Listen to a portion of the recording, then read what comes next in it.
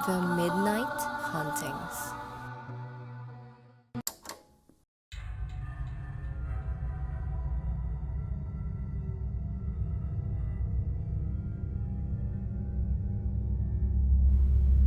Magandang araw mga ka-midnight. Ako si Rex. Ang kwentong ito ay pinadala ng isa nating tagapakinig at ito ay tungkol sa isang babae na nagkaroon ng kompetensyang karinderya kung saan sinisiraan siya ng mga ito na gumagamit daw siya ng laman ng tao sa kanyang mga niluluto. Ako si Mika at nangyari ang aking kwento ilang taon na ang nakalipas. Simula kasi nang lumipat ako sa Maynila, ay pinangarap ko nang makapagtayo ng sarili kong kainan at matagal ko itong pinag-ipunan nung ako ay nakapagtrabaho ng ilang taon. Mabuti na lang ay nakakuha ako ng pwesto sa bandang Taft at laking biyaya nito dahil marami ang napapadaan dito at malaki ang aking kinikita. Nung una ay tahimik akong nagtitinda dito, ngunit isang araw ay dumating ang isa pang tindera ng karinderya para tarayan ako. Nagpakilala siya bilang Aling Trina at sa umpisa pa lang ay halata ng nais niya akong siraan. Dahil nung nakikitingin siya sa mga pagkaing hinain ko, ay bumubulong siya sa mga bumibili na bakit daw mukhang pang-probinsya yung luto ko at mukhang hindi katiwa-tiwala ang karne. Pinaalis ko agad siya matapos nun at iniwasan na siya. Dahil pinagmamalaki kong lutong probinsya ang aking mga putahe at yun din ang nagustuhan ng mga suki kong estudyante na galing probinsya din. Dahil naaalala daw nila ang kanilang tahanan sa aking mga luto.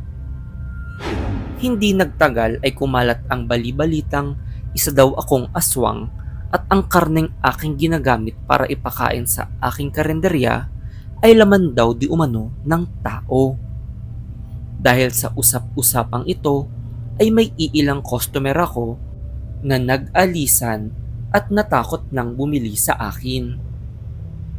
Hindi ako makapaniwalang nasisira ang aking pinangarap na negosyo dahil lang sa paninira nila Aling Trina sa akin. Ang malala pa ay mas maraming naniniwala dahil sa usap-usapan na may umaaligid na aswang daw sa Maynila at namataan daw ang isang manananggal. Kumonti ang bumibili sa aking karinderya at hindi na masyado bumibili ang dati kong mga suki sa akin. Hindi ako makapaniwalang maraming taga Maynila ang naniniwala pa sa mga aswang at ganun-ganun na lang sila basta mawalan ng tiwala sa akin. Gayunpaman ay pinagbuti ko pa din ang aking pagluluto at ang ilang suki kong nanatili sa akin ay aking naging mabuting mga kaibigan at kakilala na din. Sila ang nagkukwento sa akin tungkol sa mga sunod-sunod na kamalasan sa negosyo nila Aling Trina.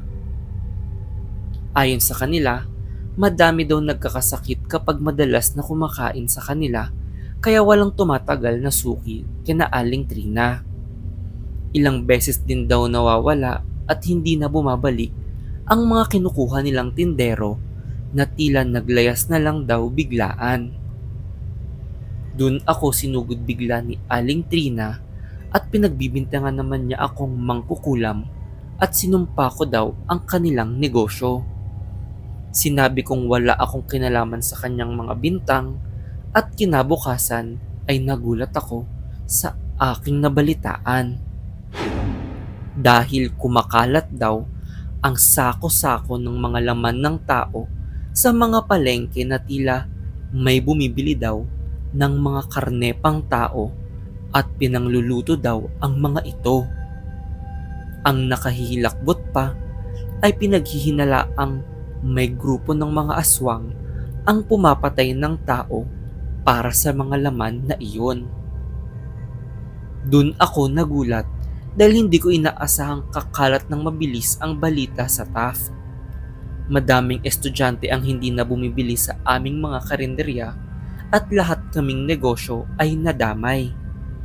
May iilan pang pilit inaalam kung saan kami namamalengke at kumukuha ng laman. Bukod dun ay lumakas din ang takot sa akin, lalo na't marami na ang naniniwalang may aswang sa Maynila. Bilang taga-probinsya ay ramdam ko na kaming mga probinsyana ang unang pag-iinitan. Kaya dun ako lalo naging desperado sa pagtitinda. Naisip kong kahit pang merienda ay aaralin kong lutuin para maengganyo ang iba na turon at banana Q ang tinda ko at hindi karne. Gumaya ang ibang karinderya sa aking ginawa bukod kina Aling Trina na tipong galit na galit pa din sa akin na parang ako ang sumira sa negosyo nila. Isang gabi ay naalimpungatan ako sa aking tulog dahil sa kaluskos sa aking bubong. Nung una ay naisip kong baka may akyat bahay na nanakawan ako, kaya naisip kong bumaba sa karinderya at sumilip. Nagtaasan ng aking mga balahibo nang may maramdaman ako sa aking likuran. Dahan-dahan akong lumingon at dun ko nakita ang aswang na nakatingin sa akin. Unti-unti itong lumapit at nung ako ay sisigaw na ng tulong, ay bigla nitong tinakpan ng aking bibig at kinaladkad ako sa kusina hanggang sa himatayin ako sa takot. Paggising ko ay nakagapos na ang aking mga kamay at nakabusal ang aking bibig. Nakatalikod sa akin ang aswang at nakita kong dahan-dahan itong nagbagong anyo sa isang tao at nagsalita. Sa boses pa lang ay kilala ko na ito at nangilabot ako sa kanyang ginagawa. Dahil si Aling Trina pala ang aswang at may niluluto siyang laman ng tao sa aking kusina. Sa una pa lang daw ay nais na niyang sirain ang aking reputasyon. Sinabi niyang balak niyang ipagkalat sa lahat na ako ang aswang para hindi siya ang mapagbintangan. Nagluluto daw siya ngayon dahil tatawag siya ng pulis kinabukasan para makita ang aking kusina na may laman ng tao. Habang nagluluto siya ay hindi niya namalayan na nakaalis na ako sa aking gapos at patago akong bumalik sa aking kwarto sa taas. Aminado akong probinsyana ako, kaya naman dala-dala ko sa Maynila ang mga pinadasalan ko sa albularyo na proteksyon laban sa mga aswang at maligno. Kumuha ako ng bote ng langis at bumalik sa kusina para ibato sa naglulutong Aling Trina.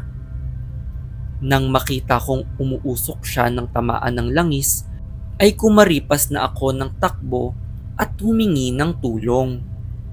Nang dumating ang mga kapitbahay, ay kita nila ang bakas ng aswang. Pinaliwanag ko na nabiktima ako nito at may mga galos ako sa kamay kaya naniwala sila sa akin. May mga nakakita din daw na tumatakbo si Aling Trina na may hawak na tila laman sabay naglaho sa dilim. Matapos nun ay hindi na muli pang nakita ang matanda at tuluyang nagsara ang kanyang karinderya. Ilang taon na ang lumipas at hindi ko malilimutan ang karanasang iyon. Ngayon ay patuloy pa din akong nagtitinda ng mga pamprobinsyang putahe at madami na akong naging suki. Palagi kong nakikwento sa kanila ang nakakakilabot kong karanasan tungkol sa isang aswang na merong karinderya sa Taft,